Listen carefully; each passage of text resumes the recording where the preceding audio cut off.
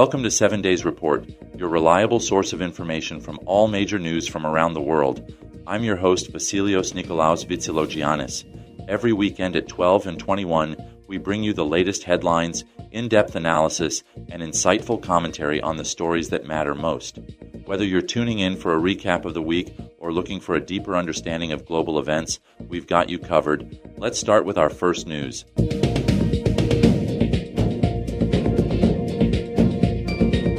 A potential mass shooting was averted Sunday morning at Crosspoint Community Church in Wayne, Michigan, when a security guard fatally shot an armed attacker who opened fire during a worship service, authorities confirmed. The incident unfolded just after 11 a.m.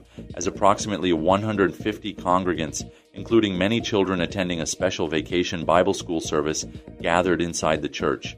Witnesses reported seeing the suspect, a 31-year-old man wearing a tactical vest and armed with both a rifle and a handgun, drive erratically into the church parking lot before exiting his vehicle and firing multiple shots toward the building.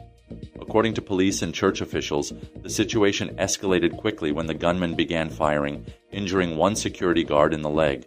In a dramatic turn, a church deacon used his truck to strike the shooter, momentarily halting his advance and giving security personnel the critical opportunity to return fire. At least 2 staff members shot the assailant, resulting in fatal wounds. Police have not released the identities of the suspect or the church staff involved.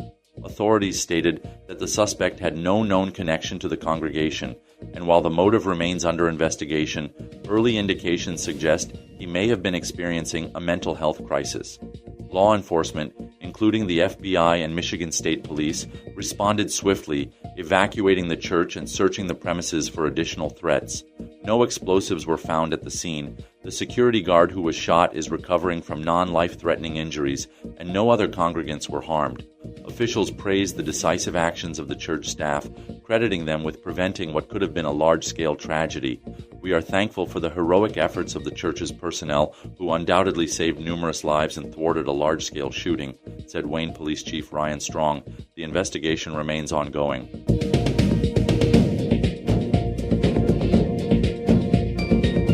A tentative ceasefire between Israel and Iran took effect early Tuesday, following nearly 2 weeks of intense hostilities that left dozens dead and heightened fears of a broader regional conflict. The truce, brokered by U.S. President Donald Trump and supported by Qatari mediation, was announced after a flurry of last-minute missile barrages and retaliatory strikes that threatened to derail the agreement. The origins of the conflict trace back to Israeli airstrikes on Iranian nuclear facilities on June 12th, which triggered a series of retaliatory attacks by Tehran, including missile strikes on a U.S. airbase in Qatar. The violence escalated rapidly, with both sides exchanging waves of missiles and airstrikes, resulting in civilian casualties in both countries. President Trump announced the ceasefire late Monday, urging both sides to halt hostilities and warning against further escalation. The ceasefire is now in effect. Please do not violate it. Trump posted on social media, expressing hope that the truce would hold. Israeli Prime Minister Benjamin Netanyahu confirmed Israel's acceptance of the ceasefire, stating that the country had achieved its objectives in full coordination with President Trump. Iranian officials, however, offered a more cautious tone. Foreign Minister Abbas Araghchi stated that while Tehran would halt attacks if Israel ceased its airstrikes by the agreed deadline, there was no agreement on a formal ceasefire, and military operations would only stop if Israel complied. Despite these assurances, both sides accused each other of violating the truce in its initial hours, with reports of continued missile launches and air raid sirens sounding across northern Israel. By Tuesday morning, a fragile calm appeared to settle, with civilians emerging from shelters and no new attacks reported. World leaders welcomed the ceasefire, but cautioned that the situation remains volatile, with both Israel and Iran vowing to respond forcefully to any renewed aggression.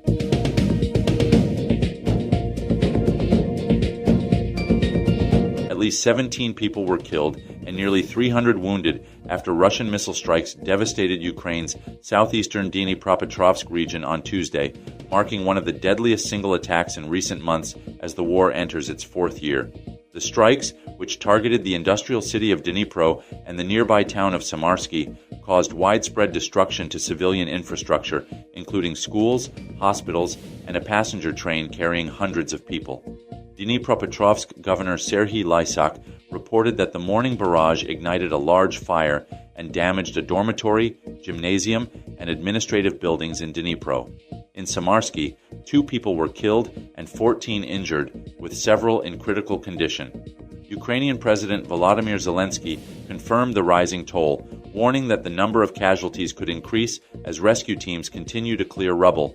He described the destruction as unprecedented, with Dnipro Mayor Boris Filatov noting that the city had never experienced such devastation since the onset of the full-scale invasion in 2022.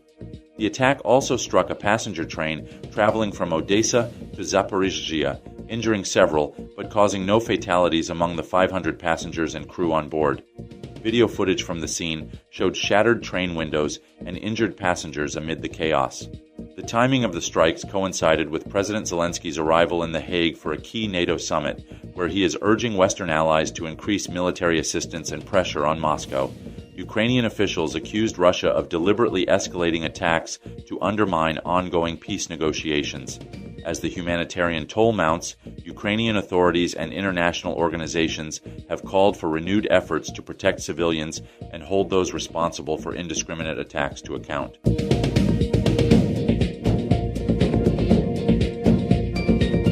European Union leaders convened in Brussels on Thursday for a high-stakes summit aiming to address a trio of urgent challenges: ongoing wars in Ukraine and the Middle East, looming U.S. tariffs, and the complexities of migration policy. The summit opened with a focus on the war in Ukraine, as President Volodymyr Zelensky joined via video link to discuss the EU's continued support amid Russia's ongoing aggression.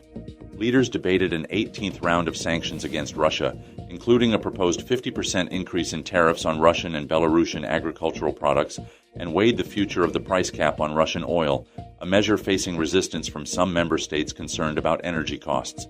The European Parliament reiterated its call for robust security guarantees for Ukraine and condemned Russia's actions, particularly the forced deportation of Ukrainian children. Attention also turned to the Middle East, with the humanitarian crisis in Gaza and the risk of broader regional instability topping the agenda.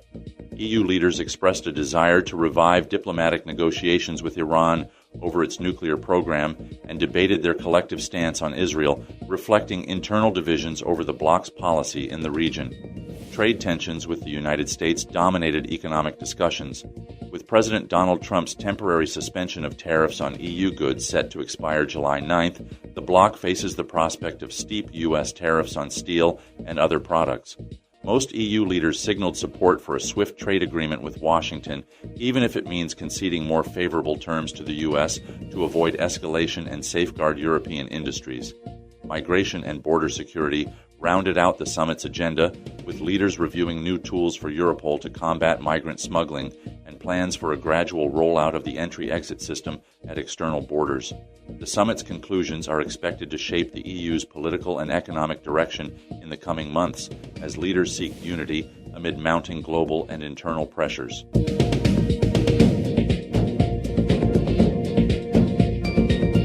At least 16 people have been killed and hundreds more injured across Kenya after nationwide anti-government protests erupted on Wednesday, according to Amnesty International and other human rights groups.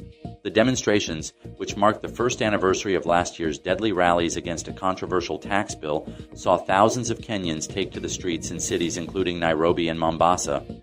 Most of the fatalities were reportedly caused by police gunfire, with Amnesty Kenya confirming that at least 5 people were shot dead. The Kenya National Commission on Human Rights, KNCHR, also reported that over 400 people sustained injuries, including demonstrators, police officers, and journalists.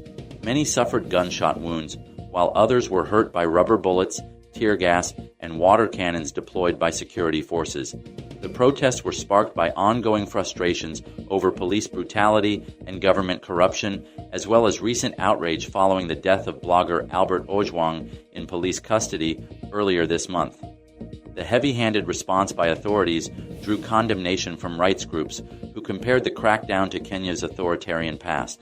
Protesters, many of them young Kenyans, rallied with national flags and placards bearing the names of those killed in last year's unrest, chanting slogans demanding President William Ruto's resignation. Security was heightened in major cities, with barricades and razor wire blocking access to government buildings. Despite the government's attempts to restrict live media coverage of the demonstrations, footage circulated showing chaotic scenes, injured protesters being carried to hospitals, and arrests being made. As the death toll rises, rights groups continue to call for accountability and an end to the excessive use of force by Kenyan security forces.